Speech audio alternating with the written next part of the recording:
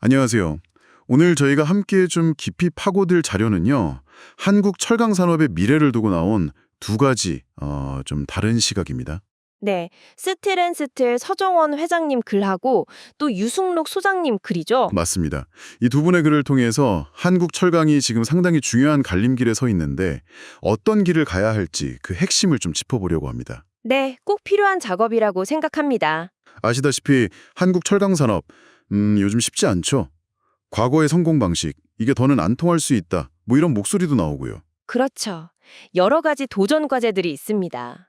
그래서 오늘 저희의 목표는 이 두 전문가의 분석을 통해 당신께서 한국 철강 정책의 핵심 쟁점, 그리고 앞으로의 어떤 가능성들, 이걸 좀 명확하게 파악하시도록 돕는 겁니다. 네, 특히 그 전통적인 공급자 중심, 여기서 벗어나서 자동차나 조선 같은 이 수요 산업과의 관계를 어떻게 다시 설정할 거냐, 이 문제가 중요하고요. 아, 수요 산업과의 관계 재설정. 네, 그리고 또 새 정부 정책에 대한 기대, 뭐 또 약간의 우려, 이런 것들이 막 엇갈리는 지점이 있거든요. 그렇죠. 정책 방향이 중요하니까요. 이런 부분들을 좀 날카롭게 들여다볼 필요가 있겠습니다. 당신이 이 복잡한 산업의 큰 그림을 읽는데 좀 도움이 되도록 핵심만 딱 뽑아서 전달해 드릴게요. 좋습니다. 그럼 바로 본론으로 들어가 보죠. 먼저 서정원 회장 주장부터 볼까요? 이거 상당히 도발적이었어요. 네, 저도 읽으면서 좀 놀랐습니다. 과거처럼 철강사 자체의 덩치만 키우는 방식은 이제 끝났다. 거의 뭐 선언하는 수준이던데요. 맞습니다. 서 회장의 핵심 메시지는 그거죠. 철강 산업이 이제 주인공이 아니라 자동차, 조선 같은 이 핵심 수요 산업들을 더 빛나게 해주는 아주 강력한 조력자가 돼야 한다. 이겁니다. 조력자 역할이라. 네, 과거 고도 성장기처럼 뭐 대형 고로사 중심으로 계속 공급 늘리는 전략, 이건 더 이상 유효하지 않다는 거죠. 상호 의존 관계 강화라는 표현이 참 인상 깊었어요. 네, 저도 그 부분이 중요하다고 봤습니다. 필요하다면 뭐 수입을 통해서라도 경쟁을 막 유도하고 수요 기업이 원하는 철강제를 좀 유연하게 공급해야 한다. 그렇죠. 이건 기존의 어떤 시장 지배력 중심 사고랑은 완전히 다른 접근 아닌가요? 완전히 다르죠. 생산과 공급의 유연성을 정말 극대화하자는 겁니다. 어떻게든 수요 산업에 맞춰주자는 거죠.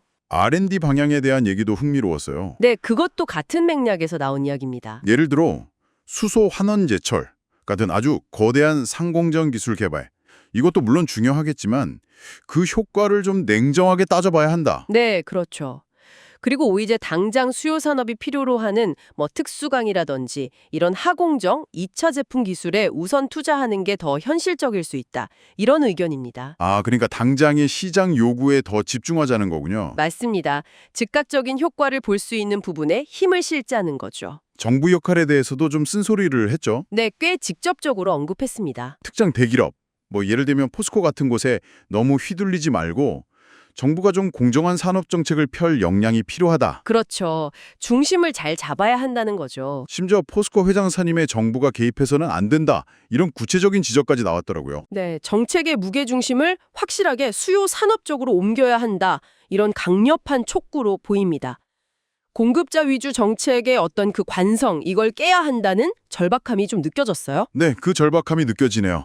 자, 이렇게 판을 완전히 바꿔야 한다. 이런 주장이 있는 반면에 유승록 소장은 또 현 상황에서도 희망의 불씨를 찾고 있어요. 네, 맞습니다. 유 소장은 좀 다른 각도에서 보고 있죠. 네, 새 정부 출범과 맞물려서 좀 긍정적인 변화를 기대하는 그런 모습인데요. 그렇습니다. 유 소장은 한 6가지 정도 희망의 근거를 제시하면서 조심스럽지만 좀 낙관적인 전망을 내놓고 있습니다. 6가지나요? 네, 크게 보면 단기적인 어떤 내수나 수출 활로를 찾는 부분, 그리고 중장기적인 기술 혁신 동력을 확보하는 부분, 이렇게 나눌 수 있겠어요? 아, 단기랑 중장기?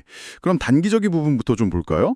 20조 원이 넘는 추경 예산 집행, 이걸로 내수 회복을 기대한다. 네, 일단 내수가 좀 살아나야 철강 수요도 받쳐주니까요. 그리고 또 미국과의 관계 개선을 통해서 수출 안정화를 꾀할 수 있다. 이 부분이군요. 그렇죠. 특히 조선업과 연계된 대미 수출, 이쪽을 좀 주목하는 것 같습니다. 아, 조선업 연계. 그게 중요하겠네요. 네, 트럼프 행정부 때 그 고율 관세 때문에 상당히 어려웠잖아요. 맞아요. 힘들었죠. 이걸 좀 실용 외교로 잘 풀어서 숨통을 틔울 수 있지 않겠냐는 기대죠. 그리고 또 하나는 불공정 수입, 뭐 우회 덤핑 이런 거요? 네, 맞습니다.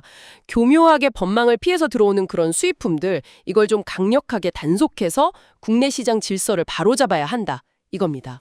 아, 이것도 중요한 문제죠. 네, 기존 방식으로는 좀 한계가 있었으니까 이제는 어떤 무역 안보 차원에서 접근해야 한다는 목소리입니다. 그렇군요. 그럼 중장기적인 희망은 역시 기술 혁신 쪽이겠네요. 네, 아무래도 미래 먹거리는 기술에서 찾아야 하니까요. 미래차나 반도체 같은 전략산업 육성, 이게 국내 철강 수요를 이끌고 또 100조 원 규모의 AI 산업 투자, 이게 철방업계의 스마트 팩토리 고도화로 이어질 수 있다. 네, 그런 기대감이 있습니다. 예전에 포스코가 그 등대 공장으로 선정되고 나서 AI 투자가 좀 활발하다가 주춤했거든요. 아, 맞아요. 등대 공장. 네, 이번 기회에 다시 좀 활기를 띨 수 있지 않을까 그런 기대죠. 스마트 팩토리가 고도하다면 당연히 경쟁력도 올라갈 거고요. 그렇겠네요. 마지막 희망의 근거는 역시 수소원원 제철이군요. 네, 이건 뭐 철강업계의 궁극적인 목표 같은 거죠. 탄소 대신 수소를 써서 쇳물을 만드는 친환경 기술. 이게 성공하면 글로벌 시장에서 확실한 경쟁 우위를 확보할 수 있다. 그렇죠. 장기적인 비전입니다. 다만 이게 시간이 많지 않아요. 유럽이나 중국 같은 경쟁국들이 정말 빠르게 움직이고 있거든요. 아, 경쟁이 치열하군요. 네, 그래서 정부의 과감하고 신속한 지원이 정말 필수적이다 이렇게 강조하고 있습니다.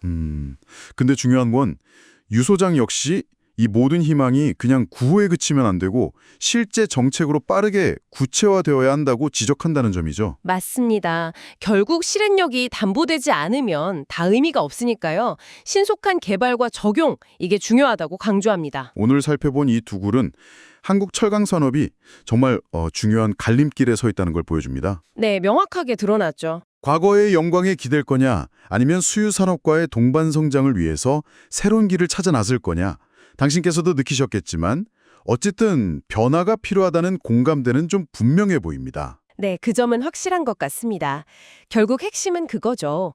철강 산업의 역할을 어떻게 다시 정의할 것인가? 역할 재정이 네, 그리고 수요 산업과의 관계를 어떻게 건강하게 재설정할 것인가? 여기에 달려 있다고 봅니다.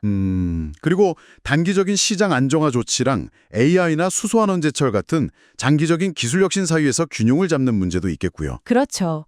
그 균형점을 잘 찾아야 하고 또 정부가 얼마나 구체적이고 실행력 있는 정책을 펼쳤느냐, 이게 관건이 될 겁니다. 네, 정책의 실행력.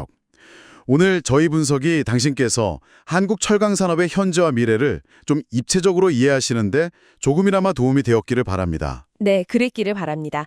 마지막으로 이런 질문을 던지면서 마무리하고 싶습니다. 철강 같은 이런 전통적인 기간 산업이 AI나 수소 경제 같은 이런 미래 산업 패러다임과 성공적으로 융합하기 위해서 우리에게 지금 가장 필요한 건 과연 무엇일까요? 한 번쯤 고민해 보시면 좋겠습니다.